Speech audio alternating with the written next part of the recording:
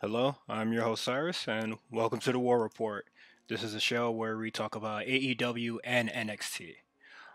Unfortunately, this time around, I am alone, so this episode will be a lot shorter, but we have a lot to go through, so I'm just gonna start it out with in the trenches, sort of small stuff. Not a lot of news between both companies, but our first report once again.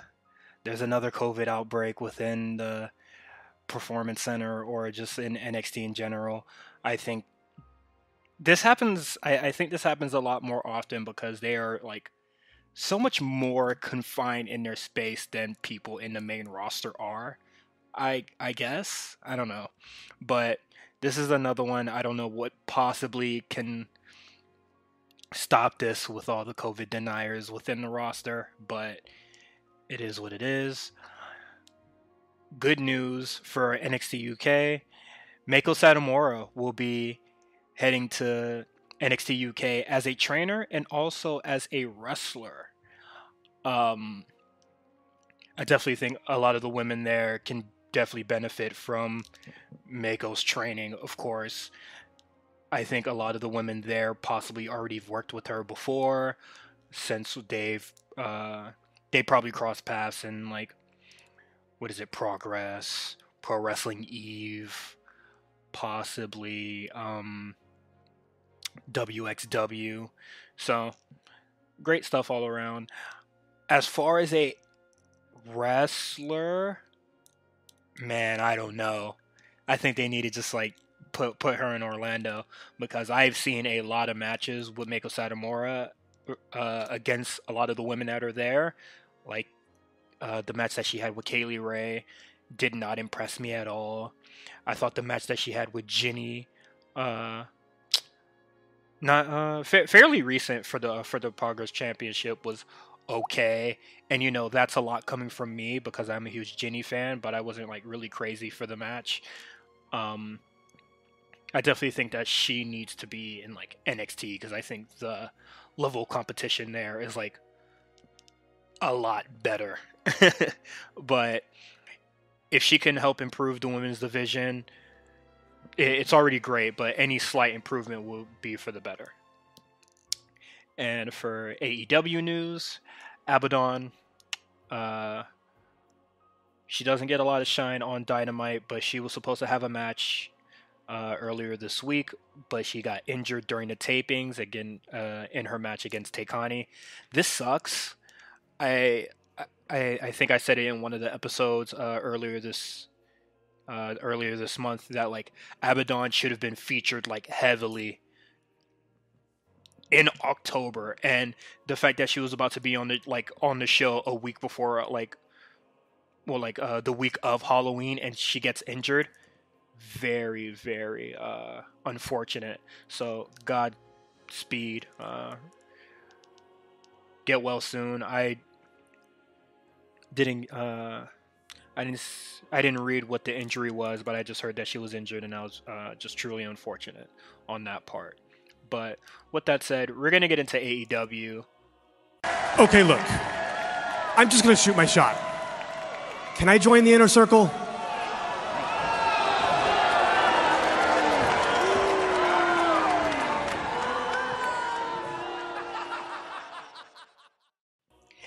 AEW, not, you know, I will say once again for the second week in a row, the highlights of AEW has been the tournament matches, and then the stinkers are the usual stinkers. MJF and Jericho, some of the women's stuff, the Cody stuff. Your miles may vary on that, and then weird backstage interviews and stuff like that. So I'm gonna start out with the backstage interview with the Young Bucks versus FTR, and I said it last week where it's kind of AEW clockwork where they're kind of just like going back in time. um Excalibur sits FTR and Young Buck down in like separate locations, and they start doing some interviews and stuff.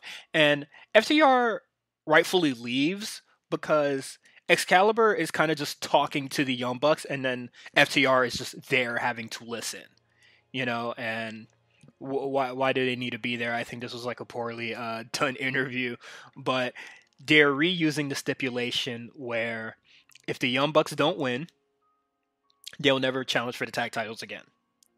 Now, I definitely think that I wanted to save my predictions for next week because we will be having a special guest, but I definitely think that the Young Bucks will win, so they can challenge for the tag titles again.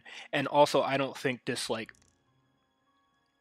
I guess it works for Cody because no, Cody kind of did that stipulation so it can kind of like stop him from, I guess like gatekeeping or, stopping somebody's rise to the top.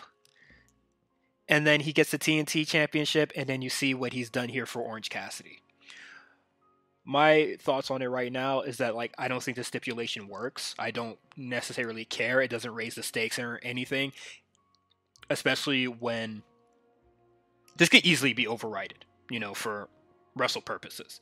They can easily just retract it. Doesn't matter. So it doesn't really hold any weight to me as of right now. And then speaking of, gatekeeping or cutting somebody off at the knees, we have this lumberjack match with Cody and Orange Cassidy. I like Orange Cassidy a lot. I truly do. But this is not a good look for Orange Cassidy. I would say that at least for the Jericho match, Orange Cassidy kind of got his comeuppance in the Mimosa Mayhem match. But here, Cody is still doing the thing that Jericho is doing. I think what Justin said last week, where he's just soaking up the shine or just the momentum or hype of these other up and coming talents, and then discarding them once it's over, because Orange Cassidy will no longer be in contention for this title anymore because he shouldn't have been in the first place because he got beat by Brody Lee. But Cody has beat his ass twice, and now Darby Allin is going to have the match at Full Gear, and Orange Cassidy is left off the card. I think it truly did him a disservice. I can't say he's buried because he's so widely loved, but this certainly doesn't do wonders for his character. I think he has all the qualities to be a champion because we've seen him be resilient. He's resilient as Cody is. You see him put the pressure on Jericho. He is championship quality. Plus, he's entertaining and everybody loves him. So it's doable. Yeah, he's not the greatest promo guy, I guess. He barely speaks anyway, so I don't even know how you could come up to that conclusion. But he can talk if needed. So I think it's weird that, they kind of just gave Orange Cassidy so much in these past couple months and kind of just there was no payoff for it, so that's unfortunate. And now we're gonna get into, I guess, what everybody's been waiting for, the Jericho and MJF moment. I read the spoilers that was on Reddit Reddit last week, and we're finally going to get the match between MJF and Jericho. Fine. I was saying that I always just wanted them to just wrestle, let's just get the wrestling over with, but I feel like I'm going to regret it because I just remembered that I'm not a big fan of MJF or Jericho in the ring, or I'm not a big fan of Jericho anymore in the ring, so it's just this match can either go okay or be really shitty. So we'll see how it goes. But as far as this segment goes, long-winded, not funny, and calling on Bischoff again, it doesn't work for me. It was really surprising to see him for the debate thing before because he hasn't been on, Turner Television for so long. But doing it again, it doesn't work. And then also parroting the presidential debate, it's not funny. Especially because I'm taking this Like maybe I shouldn't be taking the election well.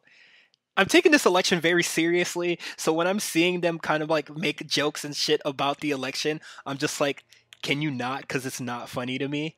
But like, surely it works for somebody else. But like, this election is stressing me out, and I guess we can make jokes about it after the results. I guess I don't know. Maybe it just wouldn't work anymore. But like them trying to make jokes about the presidential debates, it like irks me because like I'm taking this like politics shit seriously for once. Um, but just with the segment as well, it's long. Like I said, it's long winded, and you can see in Ortiz's face, like him next to Jericho, where he's just like looks bored. He looks annoyed whenever MJF says something, and rightfully so. But he also like once again he says like, "I don't want you. Sammy doesn't want you, and Santana doesn't want you." So like why is it even being put into discussion for MJF to join the the inner circle when nobody wants him there? And if Jericho makes that call for MJF to join, then I feel like Santana and Ortiz or Sammy Guevara should be like, you know what? He's your problem now. I want nothing to do with it. And normally, if MJF gets jumped or something, the inner circle doesn't help him or anything like that, and it like sort of creates a divide between them. I would like that. I would like that a lot, and then hopefully Santana and Ortiz can finally like just go their own way, and then they can hopefully blossom in the tag division. But coming out of that segment, next week we have Santana and I wrote Santana and Ortiz, but it's going to be Ortiz and Sammy Guevara, which I think is weird. But I guess MJF is going to win, and that's how they kind of protect Pride and Powerful. I understand it. And then at Full Gear, it will be MJF versus Jericho. It is what it is on that. Getting into the tournament matches, Wardlow and Hangman. I never thought that Wardlow was going to win. I think we all knew that this whole tournament was going to lead up to Kenny Omega and Hangman Page. And despite that, never thinking that Wardlow was going to win, I definitely think that Hangman Page made Wardlow look amazing. I thought he made him look great. Wardlow impressed me here. I don't want to say like I'm believing the hype, but like I saw moments of greatness in that match, and it kind of sucks that he's stuck with MJF because I feel like he could possibly flourish on his own if given the chance to. Like MJF does a lot of the talking, but like maybe Wardlow is probably like a really good talker if they, let him be. Like we don't truly know yet. And you know what? Maybe he doesn't have to speak. He's a big hulking guy. Like he doesn't, he can shine in many other ways and then like just talking. And the next tournament match is Omega versus Pentagon Jr. Phoenix is injured, like we said. Of course, Penta would take the spot, and it's very unfortunate that Phoenix is injured once again during his big moment. But nonetheless, this match, I felt like it was better than the match that Hangman and Omega had at All In. This match is much better, is much cleaner, and I didn't mean to say cleaner, but I wanted to pose a question that it will seem like a pun, but I didn't mean to. Is the cleaner back yet? Is this the Kenny Omega of old shining once again? I don't think so yet. I want to say the final verdict for me is at the pay-per-view against Hangman Page. I did like this match. This is the Kenny Omega that, doesn't, like I said last week, he doesn't like go long, but he's definitely working smoother here, and that's good to see. So there's glimpses of the Kenny Omega of old in there, but I think the final verdict for me would be the Hangman Page match to see if Kenny Omega, quote unquote, still got it.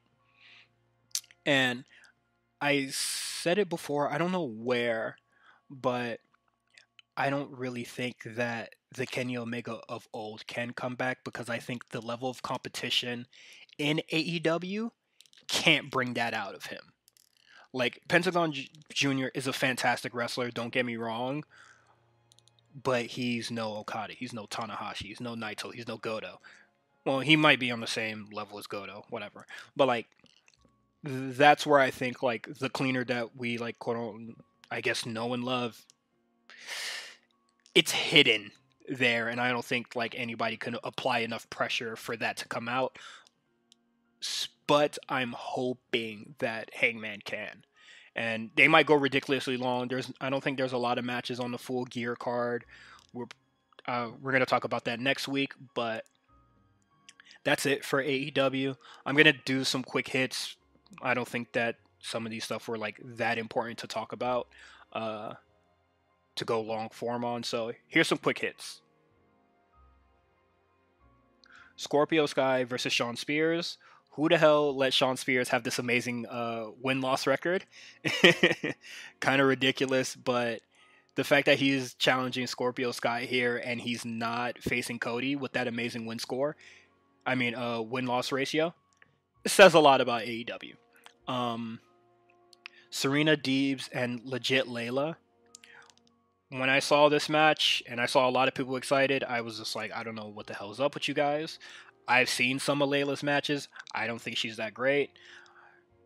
Maybe it's too early to, like, really be, like, critical of her. Like, maybe she'll, like, grow into her own the more that she is in AEW. But I seen her stuff in Stardom. Wasn't that, I wasn't impressed at all. But it is what it is.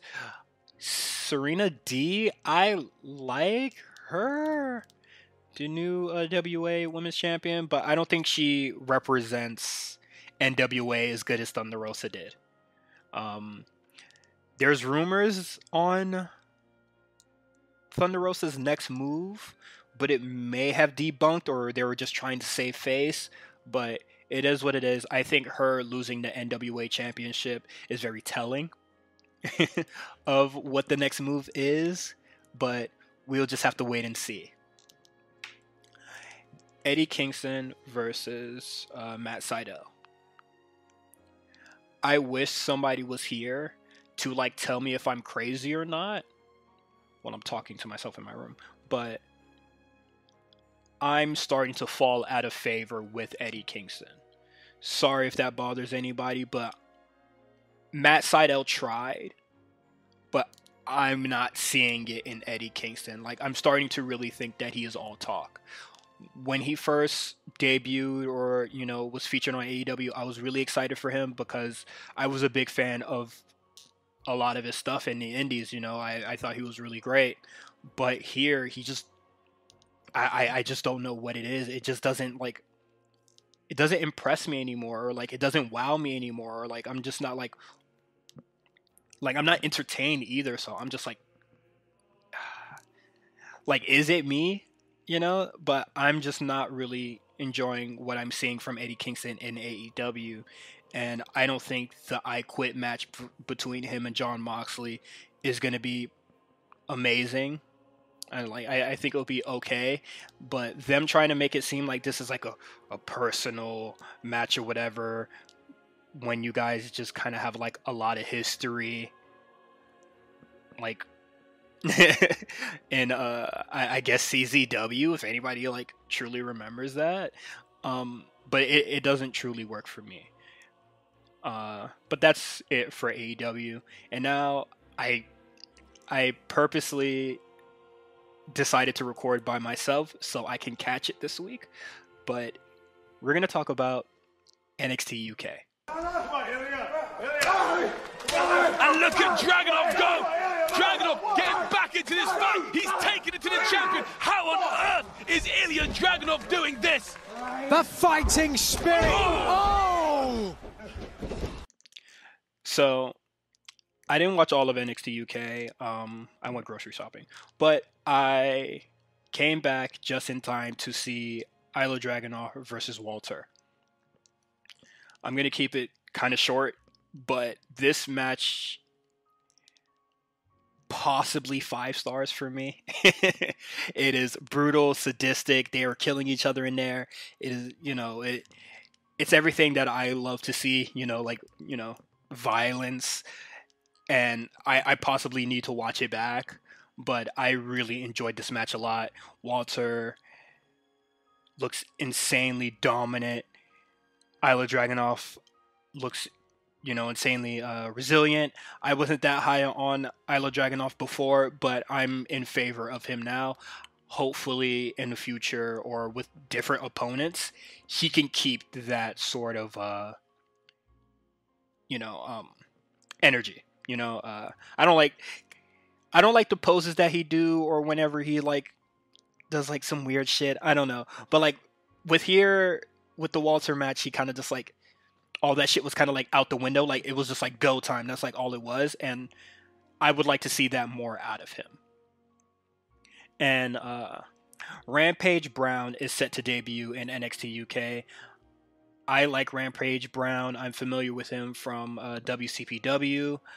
He had an amazing match with Drew Galloway in Orlando a couple years ago that I saw. The dude is huge, and I think he may be the one to take it off Walter. So quote me on that. It may be a slow build, but I definitely think that he's the guy to take it off Walter. I looked at his cage match. It said he's 7 feet. They may be wildin', but he is no small guy. So him and Walter is going to be a fucking kaiju battle, and I definitely think that's where Walter takes his pinfall. But that's it for NXT UK. Now we're going to get into Halloween Havoc. I'm Poppy.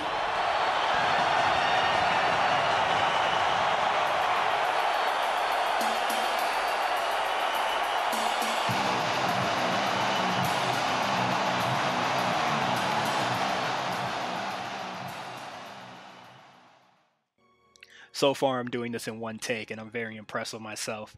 But with that being said, we need to take a moment of silence for Shotzi Blackheart. Okay, that's enough. Wow. Spin the wheel, make the deal. First up is Johnny Gargano and Damian Priest, and it lands on a Devil's Playground match. I was not sure what the hell a Devil's Playground match was. As you could hear the episode with Quan, my guess is with J5. But now I know, and it's a no DQ Falls Count Anywhere match, and I liked it. I can't say I liked it, but it's possibly the best. No, the second best match in their trilogy. I definitely liked the TakeOver 31 match much more because, it was just regular. It wasn't nothing crazy. It was just a really good match all around. And for the finish, I love the finish a lot, where in a Guardian Angel, they were supposed to be unmasked, but they didn't do it. But we'll get into that later. But Johnny Gargano cracking a tombstone over Damian Priest. Well, no. Doing the swinging DDT off the wheel, that was fire. Hitting him with the tombstone, and then Damian Priest taking a wild fall to the finish was absolutely amazing. Johnny Gargano, the first 2-time North American Championship, North American champion. I'm okay with it. I'm not truly bothered by it. I like Gargano a lot. Surely Damian Priest will bounce back. And I think that nobody else was going to take it off Priest because he kind of beat everybody's ass. But certainly those people that he beat can now come back with Johnny Gargano as champion. And Johnny Gargano can afford to take the pinfall on that. So I definitely think that Damian Priest is not he's not going to be in a rut. I definitely think if they move on from him and Johnny Gargano, I definitely think that they're gonna put him in the main title scene. So him and maybe him and Karrion, when he comes back, they can have a match or something, and they'll possibly burn the house down. But we'll see. Pat McAfee cuts a promo, and it's okay. I I don't hate Pat McAfee as everybody else did. He earned his stripes. He earned his positive praise with me. Yeah, I find him a little bit annoying, but it's himself amplified to 10,000, and it's working. Um, Brit and Brawlers. No, man, these guys look swaggerless. I don't know how you win the championships and then you like just look like some regular dude. You just look like some dads, bro. But the shocking angle here is Pete Dunne returning, and this segment was fire. So Kyle O'Reilly coming out, Pete Dunne seemingly going to be a filler for Undisputed Era, but then I guess nobody thought about it. But then, why would Pete Dunne help the Undisputed Era when Roderick Strong betrayed him way back? And they used to really be Undisputed Era used to really be beating Pete Dunne's ass. So why would he possibly help them? Pete Dunne came, cracked Kyle O'Reilly in the back, and he just thanks Pat McAfee for getting him out of NXT UK.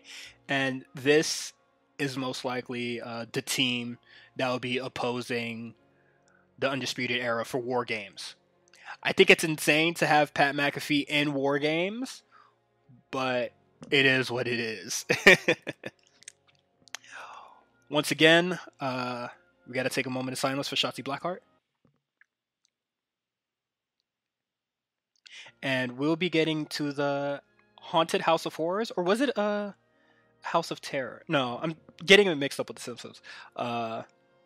But Dexter Lumis and Cameron Grimes have a match in a haunted house, and I thought this was way better than whatever match they were trying to do with Bray and Orton a couple years back. Yeah, it was a couple years back.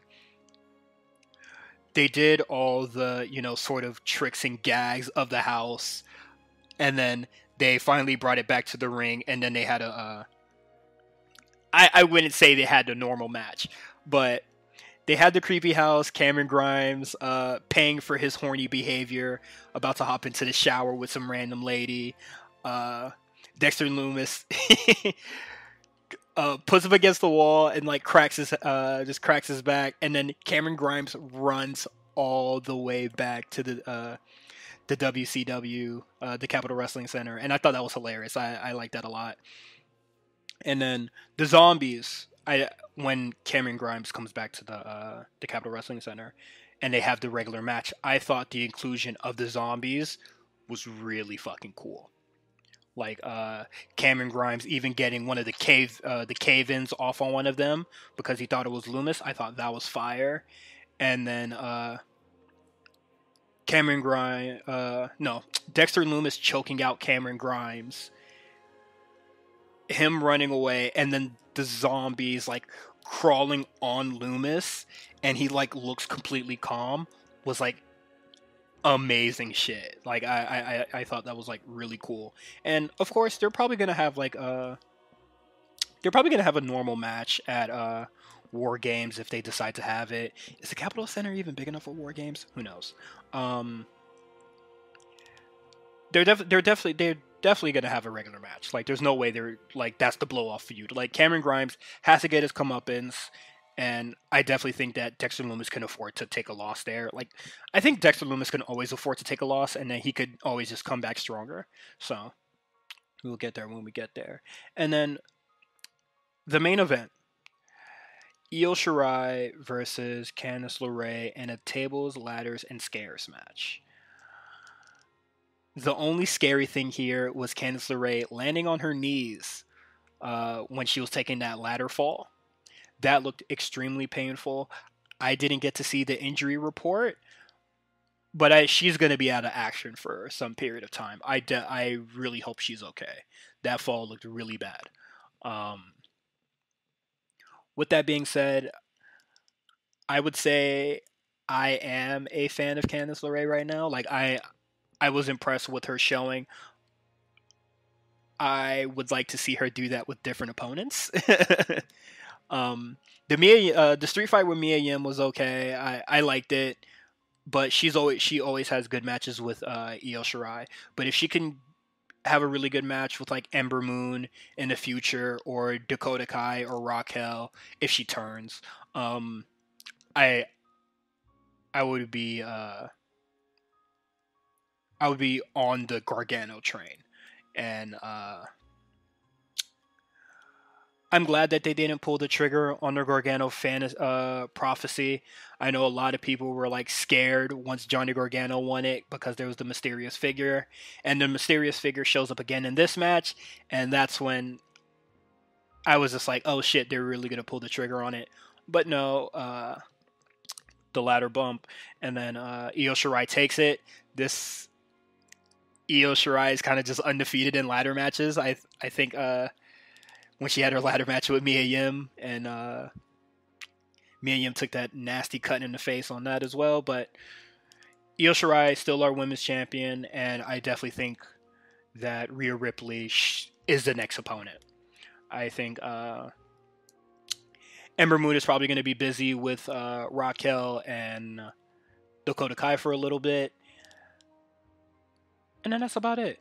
And we're going to go into some quick hits. Moment of silence for Shotzi Blackheart. All right, so the quick hits.